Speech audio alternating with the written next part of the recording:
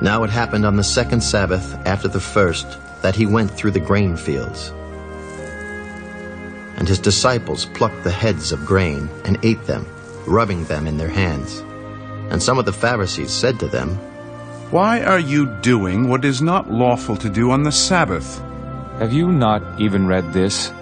What David did when he was hungry, he and those who were with him, how he went into the house of God, took and ate the showbread, and also gave some to those with him, which is not lawful for any but the priests to eat. The Son of Man is also Lord of the Sabbath.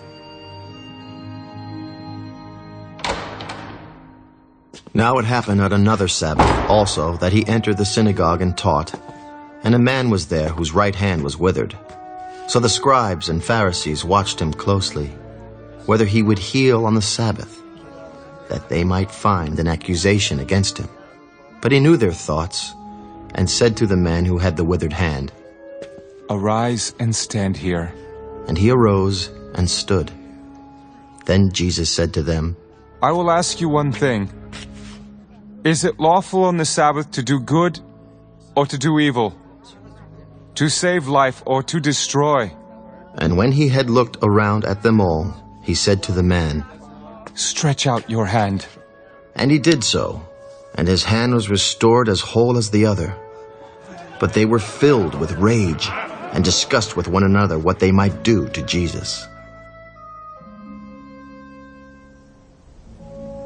Now it came to pass in those days that he went out to the mountain to pray, and continued all night in prayer to God.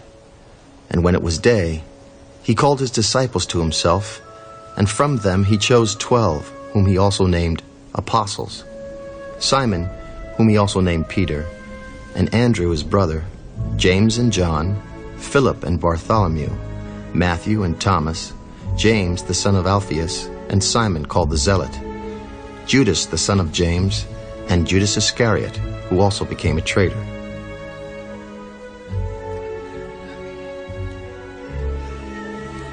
And he came down with them, and stood on a level place with a crowd of his disciples and a great multitude of people from all Judea and Jerusalem, and from the seacoast of Tyre and Sidon, who came to hear him and be healed of their diseases, as well as those who were tormented with unclean spirits. And they were healed. And the whole multitude sought to touch him, for power went out from him and healed them all.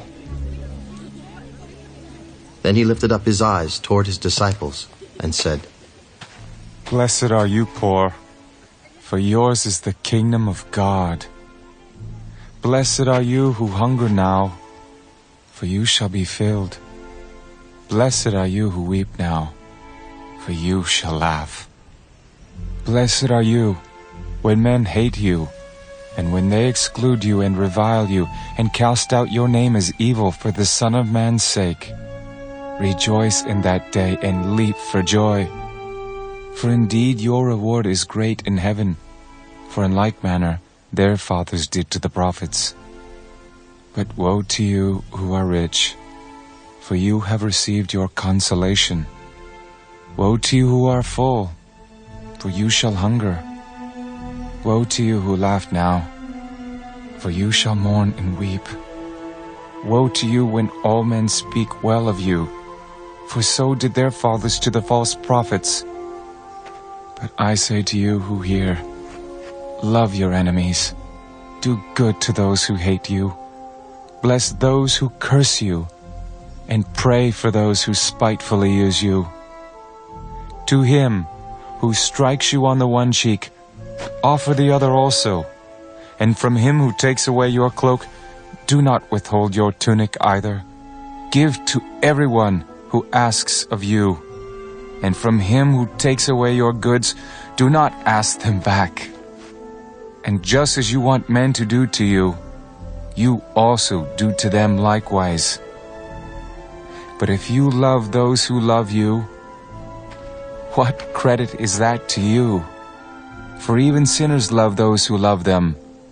And if you do good to those who do good to you, what credit is that to you? For even sinners do the same. and if you lend to those from whom you hope to receive back, what credit is that to you? For even sinners lend to sinners to receive as much back. But love your enemies, do good and lend, hoping for nothing in return, and your reward will be great, and you will be sons of the Most High. For He is kind to the unthankful and evil. Therefore, be merciful, just as your Father also is merciful. Judge not, and you shall not be judged. Condemn not, and you shall not be condemned. Forgive, and you will be forgiven. Give, and it will be given to you. Good measure, pressed down, shaken together, and running over will be put into your bosom. For with the same measure that you use, it will be measured back to you. And he spoke a parable to them. Can the blind lead the blind? Will they not both fall into the ditch? A disciple is not above his teacher, but everyone who is perfectly trained will be like his teacher. And why do you look at the speck in your brother's eye, but do not perceive the plank in your own eye? Or how can you say to your brother, Brother, let me remove the speck that is in your eye, when you yourself do not see the plank that is in your own eye? Hypocrite, first remove the plank from your own eye, and then you will see clearly to remove the speck that is in your brother's eye. For a good tree does not bear bad fruit, nor does a bad tree bear good fruit. For every tree is known by its own fruit.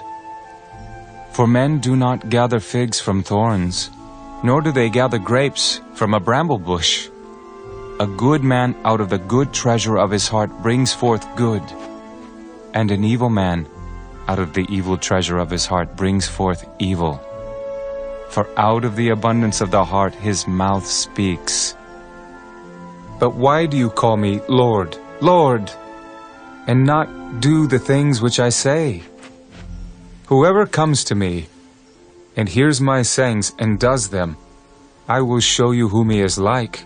He is like a man building a house who dug deep and laid the foundation on the rock.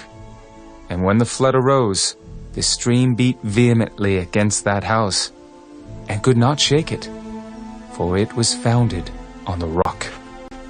But he who heard and did nothing is like a man who built a house on the earth without a foundation, against which the stream beat vehemently, and immediately it fell, and the ruin of that house was great.